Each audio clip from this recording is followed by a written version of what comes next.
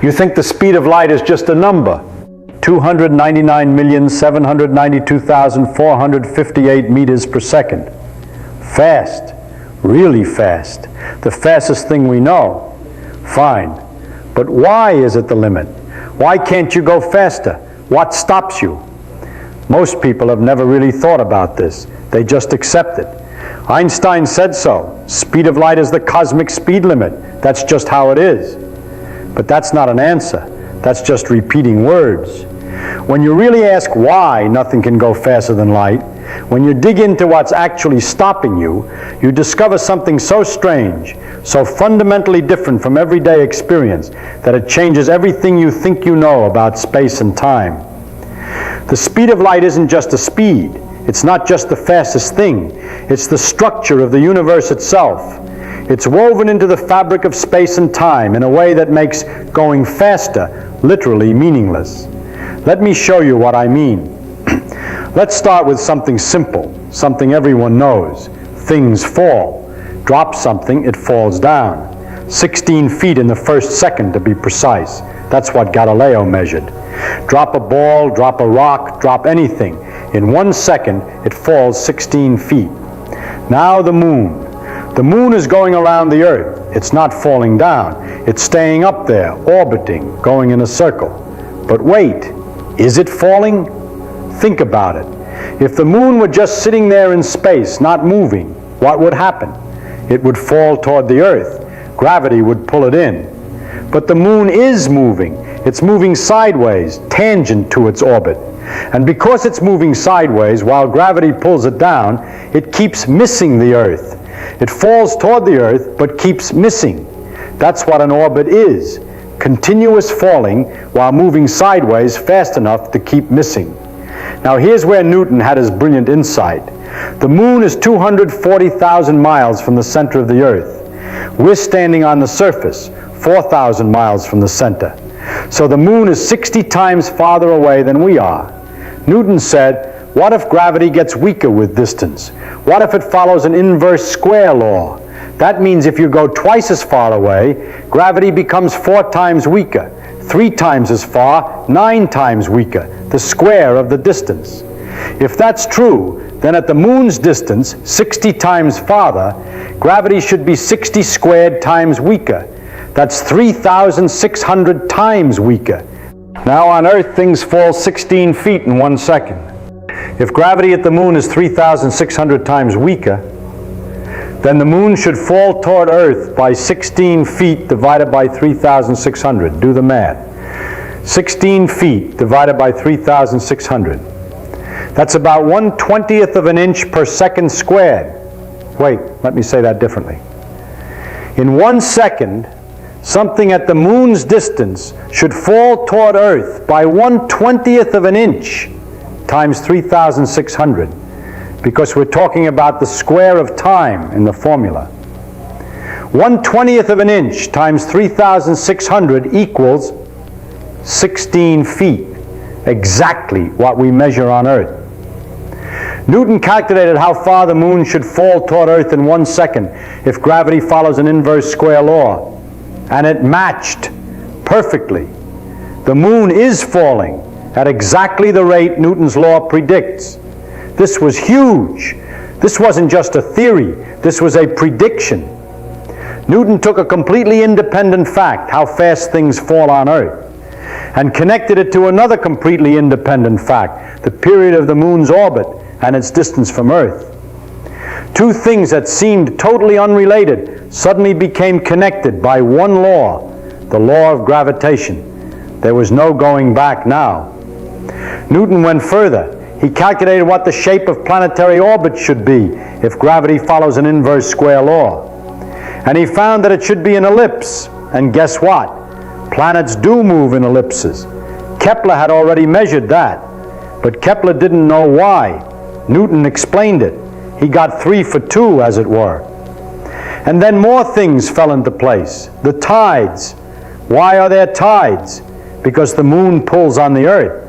But wait, if the moon just pulls the Earth toward it, there should only be one high tide per day, right? The bulge of water on the side facing the moon. But there are 2 tides per day, every 12 hours roughly. Why? Some people thought the Earth was pulled away from the water. Others thought the water was pulled toward the moon. Both were sort of right, but neither got it completely. Newton realized what was really going on. The force of the moon on the Earth and on the water is the same at the same distance.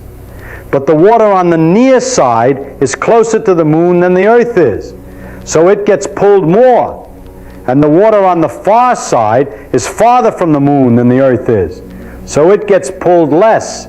So you get 2 bulges, one where the water is pulled more toward the moon, one where the water is left behind because the Earth is pulled more than that water. 2 tides per day. Actually, the Earth does the same trick as the moon.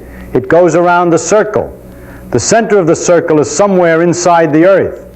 The Earth and moon both orbit their common center of mass.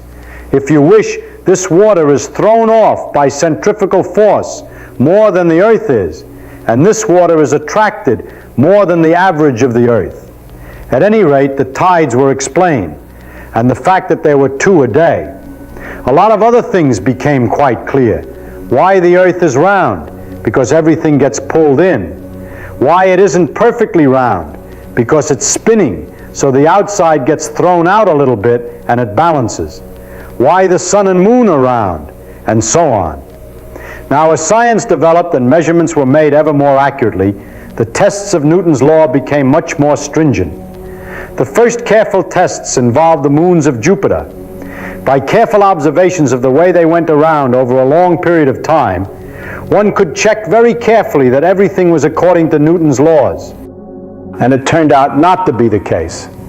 The moons of Jupiter appeared to get sometimes 8 minutes ahead of schedule and sometimes 8 minutes behind the schedule, where schedule is the calculated values according to Newton's laws. 8 minutes! That's a huge discrepancy. Something was wrong. But wait, it was noticed that they were ahead of schedule when Jupiter was close to the Earth, and behind schedule when Jupiter was far away. Rather odd circumstance. Mr. Roma, having confidence in the law of gravitation, came to an interesting conclusion. It takes light some time to travel from the moons to the Earth, and what we're looking at when we see the moons are not how they are now, but how they were some time ago, the time it took the light to get here. When Jupiter is near us, it takes less time for the light to come. When Jupiter is farther, it takes longer. So he had to correct the observations for the differences in time. And by the fact that they were this much too early or that much too late, he was able to determine the velocity of light. This was the first demonstration that light was not instantaneously propagated. Think about what just happened. We found the speed of light not by measuring light directly, but by having confidence in the law of gravitation. When something didn't match, instead of throwing out Newton's law, Roma said, "What if light takes time to travel?" And he was right. I bring this particular matter to your attention because it illustrates something. When a law is right, it can be used to find another one. By having confidence in this law, if something is the matter, it suggests perhaps some other phenomenon. And if we had not known the law of gravitation, we would have taken much longer to find the speed of light, because we would not have known what to expect of Jupiter's satellites. This process has developed into an avalanche of discoveries. Each new discovery permits the tools for much more discovery. And this beginning, it's the beginning of that avalanche which has gone on now for 400 years in a continuous process. And we're still avalanching along at high speed at this time. But here's the thing. Once you know the speed of light, once you measure it, you start noticing something very, very strange. Light always travels at the same speed. Always. No matter who measures it, no matter how fast you're moving. Let me make this concrete. You're standing still. You shine a flashlight. You measure the speed of the light coming out. 299,792,458 meters per second. Fine. Now you get on a train, a fast train, moving at, say, half the speed of light. You shine the flashlight forward in the direction the train is moving. Common sense says the light should now be traveling at the speed of light plus the speed of the train. Just like if you throw a ball forward from a moving train, the ball moves faster than if you threw it while standing still. But that's not what happens. You measure the light, it's still traveling at 299,792,458 meters per second. Exactly the same speed. You say, okay, maybe I measured wrong. So you get the train going even faster, 90% the speed of light.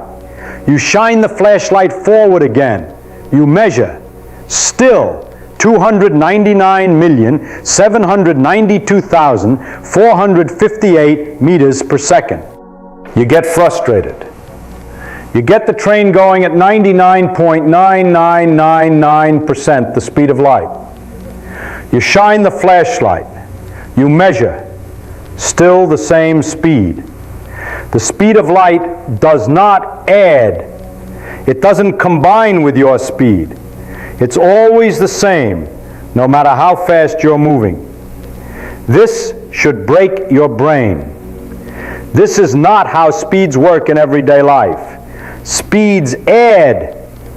If you're on a train moving at 50 miles per hour and you walk forward at 3 miles per hour, you're moving at 53 miles per hour relative to the ground.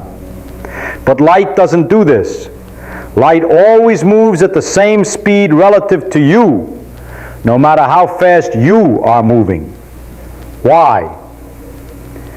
Einstein realized what was going on, and it's so strange, so contrary to common sense, that even now, over a century later, people struggle to accept it.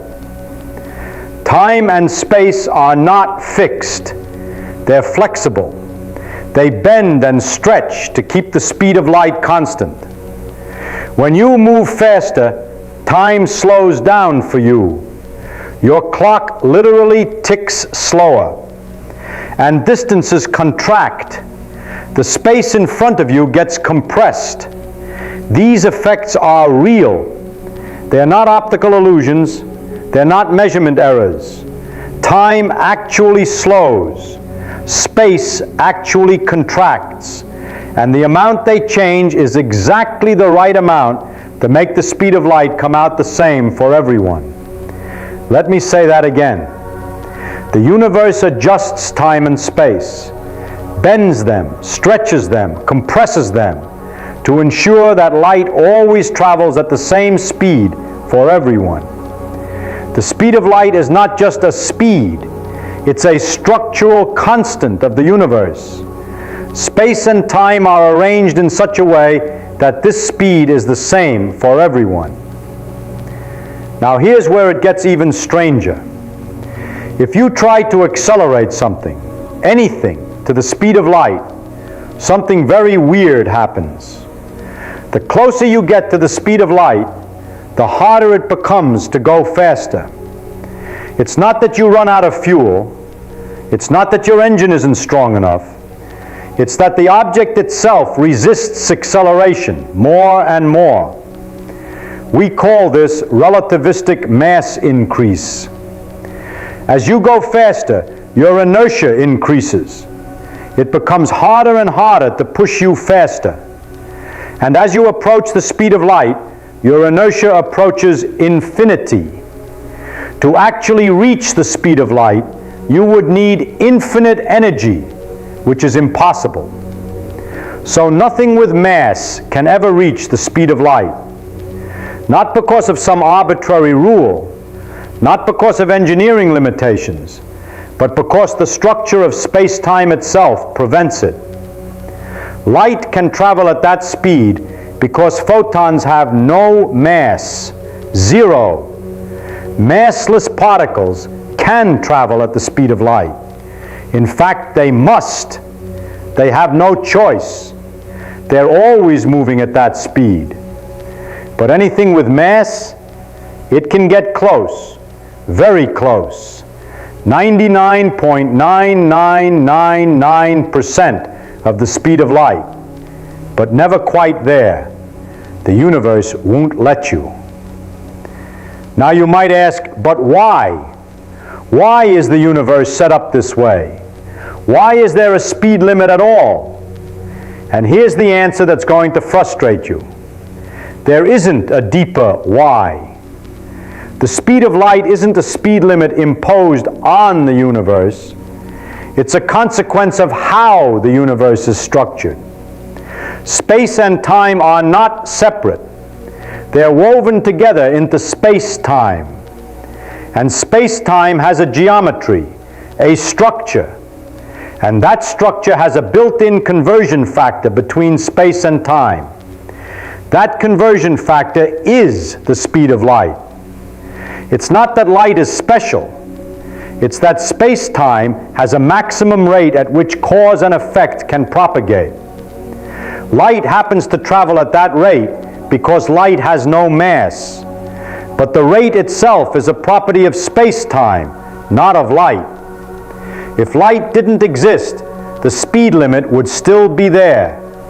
It's a feature of the universe itself. Here's another way to think about it. In everyday life, you think of space and time as separate things.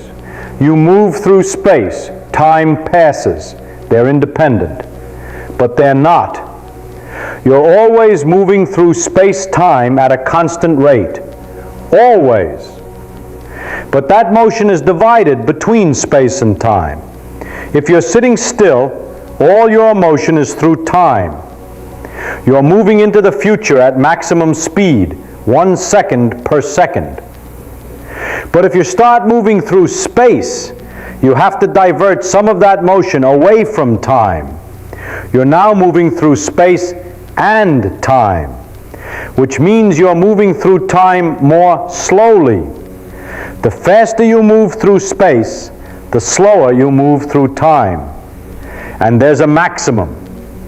If you could move through space at the speed of light, you would have zero motion left for time. Time would stop for you. This is why light doesn't experience time.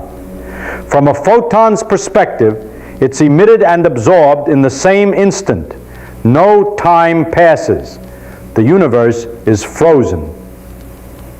You can't go faster than light because you can't have less than zero motion through time. That's the limit. That's the wall.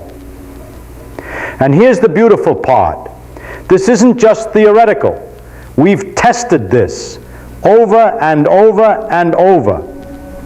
Particles in accelerators get accelerated to 99.9999% the speed of light. And guess what?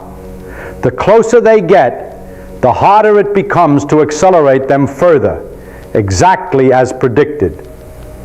GPS satellites have to account for time dilation. They're moving fast and they're in a weaker gravitational field, so time passes differently for them than for us on the ground. If we didn't correct for this, GPS would be off by miles within a day. Muons created in the upper atmosphere by cosmic rays should decay before reaching the ground. Their lifetime is too short. But they're moving close to the speed of light, so time slows down for them.